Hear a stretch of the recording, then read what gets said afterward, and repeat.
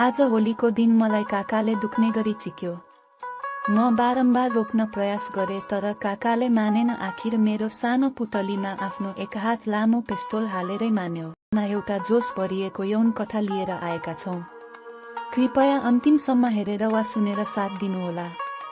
लागौं आजको कथातर्फ। म आजको घटना तपाईँ माझ राख्न गइरहेको छु। म एक अविवाहित युवती हुँ। मेरो उमेर मात्र 16 कटेर 17 लाग्यो। म नेपालको एक सानो गाउँमा बस्दछु।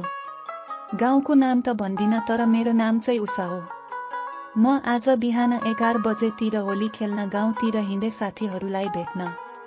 हामी जम्मा 5 जना केटीहरू एक ठाउँमा भेला भयौं। सबैजना गाउँका दाजु भाउजू, काका काकी र साथी जस्तै सबैलाई रङ लगाउँदै रमाइलो गरिरहेका थियौं। केही समयपछि हाम्रो छिमेकी काका धीरेन्द्र आउनुभयो। कता हिँडेकी ए उषा? मलाई काकाले सोध्नुभयो। मैले भने आज होलीको दिन होली खेल्दै हिँडिरहेछु काका, तपाईँ चाहिँ किन होली खेल्नु भएन? मैले सोधे। काकाले मलाई भन्नुभयो, तिमीले मलाई रङ लगाए पो खेल्नु त। हामी 5 जना केटीहरूले उहाँलाई रङ लगायौं। मेरो सेतो रङको सुतीको सर्ट पानीले अलि भिजेको थियो। काकाको ध्यान मेरो बुबुमाथि गयो। मैले यो कुरा थाहा पाए तर वास्ता गरिन। काकाले भन्नुभयो, मसँग मिठाई छ तर एउटा मात्रैको खाने हो। मैले भने हाम्रो छिमेकी हुन् त्यसैले म यो मिठाई खान्छु। तर मलाई थाहा थिएन कि त्यो मिठाईमा बाम छ। मिठाई खाँदा खाँदै मलाई काकाले सोध्नुभयो, उषा तिमी मसँग होली खेल्न जान्छौ पल्लो गाउँतिर? मैले पनि हुन्छ भने र उहाँको बाइकमा चढे। तिमीहरू घर जाँदै गर है, मैले केटीहरूलाई भने। मलाई बिस्तारै भानको नशा लाग्दै थियो। मैले काकालाई च्याप्प समातेर बसे। उहाँले बाइक गाउँ हुँदै नजिकैको एक सानो जंगलतिर लग्यो। म उहाँको कम्मर कस्सेर समातेको थिएँ। बिस्तारै उहाँले मेरो बुबुको मजा लिँदै थियो। जंगलको नजिकै बाइक रोकेर मलाई सोध्नुभयो, उषा तिमी पिस्तोल लिएर होली खेल्छौ? मैले भानको नशामा जवाफ दिए, हो म खेल्न चाहन्छु। उहाँको उमेर 45 वा 46 वर्ष होला तर हेर्दा बलियो र जवान देखिन्छन्। मलाई बाइकबाट झर्न लगायो। त्यसपछि मलाई समातेर सुनसान जंगलभित्र पसे। मलाई एक ठाउँमा बस्न भन्यो। म भने नशामा थिएँ त्यसैले उहाँलाई अंगालो हाल्दै बसे। म बुबुलाई च्याप्प समातेर जोरले थिच्न थाल्यो। म कहिले यस्तो महसुस नगरेको केटी आज मलाई आनन्द महसुस भयो। कुनै अनौठो अलग किसिमको मजा आयो। काका मलाई चिक्नुस् छिटो मैले आफै भन्न थाले।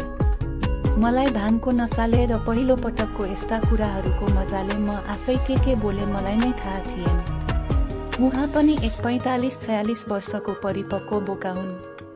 कसरी के गर्नुपर्छ भन्ने कुरा मजाले थाहा छ। म बेहोसमा धेरै प्यार गर्दै थिएँ त्यसैले उहाँले च्याप्प मेरो ल्याप्प परेको ओठमा चुप्पा गर्न थाल्नुभयो। मलाई झन मजा आइरहेको थियो। मेरो सानो पुतलीबाट पुटुक पानी निस्किन थाल्यो। उहाँको मोटो औंलाले मेरो पेन्टी भित्र हालेर पुतलीमा छिराउन थाल्यो।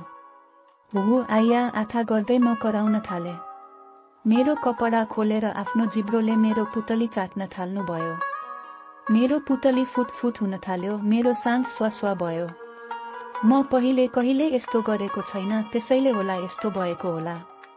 लगभग 10 मिनेट पुतली चाटिदिए। त्यसपछि आफ्नो लामो मोटो पिस्तोल मलाई देखाउँदै मेरो मुखमा हाल्न खोज्यो। म एकछिन रोके, नाइ हुँदैन मैले भने तर उहाँले मेरो टाउको समातेर क्वाट्ट मेरो मुखमा छिरायो। मलाई उहाँको टुरी बोका गनायो तर मलाई टुरी चाट्न मन लाग्यो। किन होला थाहा छैन तर यी कुराहरू मलाई सबै थोक बिर्साएको थियो। म यति बेला काकासँग चिकाउन तयार भइसकेको थिएँ।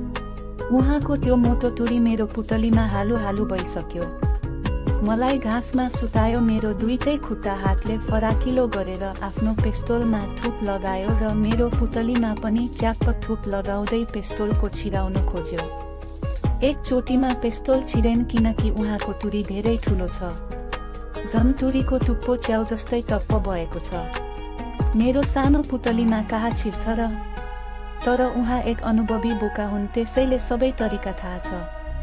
च्याप्प थुप लगाउँदै बिस्तारै छिरायो। म जोरले चिच्याए, आया आमा म त मरे आज।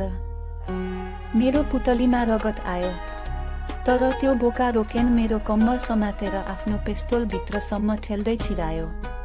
मलाई केही बेर दुख्यो तर कसम मलाई मजा आयो। जाठा बोकाले मलाई मर्ने गरी चिक्यो। करिब 40 मिनेटसम्म चिक्दै चाट्दै गर्यो। त्यसपछि उहाँको तुरीबाट फुटुक फुटुक घिउ निस्कियो। मलाई धेरै मजा आयो तर त्यतिबेला मेरो भानको नसा अलि कम हुँदै थियो। हामी केही जङ्गलमा केही बेर बस्यौं। जब मेरो भानको नसा सक्यो अनि म हतपत लुगा लगाए तर काका अझै पनि नाङ्गो थिए। म उहाँको पेस्तोल देखेर अझै चकित थिएँ। मैले अब होस आएर पनि उहाँको तुरी समातेर हल्लाउन थालेँ, किनकि मलाई अझै चिकाउनु मन थियो। उहाँले पनि फेरि मेरो लुगा खोल्यो, मलाई चुप्पा गर्न थाल्नुभयो। एकपल्ट फेरि मलाई चिक्यो, तर यसपटक म पुरै होसमा थिएँ। मैले अझै मजा लिँदै भने, काका तपाईँ जस्तो बोका मलाई चाहिन्छ। म तपाईँसँग पछि फेरि चिकाउन चाहन्छु। मेरी उषा, म तिमीलाई चिक्छु तर तिमीले यो कुरा गोप्य राख्नुपर्छ, उहाँले मलाई भन्नुभयो। मैले पनि हुन्छ भने। त्यसपछि दिउँसो 2 बजेतिर हामी आफ्नो गाउँतिर फर्कियौं। म यो कुरा कसैलाई भनेको छैन, तर अहिले मलाई यो कुरा गलत लाग्दैछ। के मैले गरेको पाप हो? किनकि उहाँको उमेर मेरो बाउ जस्तै छ। तर उहाँले पनि त मलाई चिक्नको लागि भानको लड्डु खुवाएर जङ्गल लग्यो। के यो पाप होइन? के मैले यस्तो क्रियाकलापलाई अगाडि बढ्न दिनुपर्छ? वा जे भयो त्यो भइसक्यो, अब यसलाई बन्द गर्नुपर्छ? कृपया आफ्नो पक्ष कमेन्टमा लेख्नुस्। आजको जोस भरिएको यौन कथा कस्तो लाग्यो? केही मनमा लागेका कुरा भन्नुहोला। हामी तपाईमाझ फेरि अर्को एउटा रोमाञ्चक यौन कथा लिएर आउनेछौँ। यति बेलासम्म सुनेर वा हेरेर साथ दिनुभएकोमा धन्यवाद।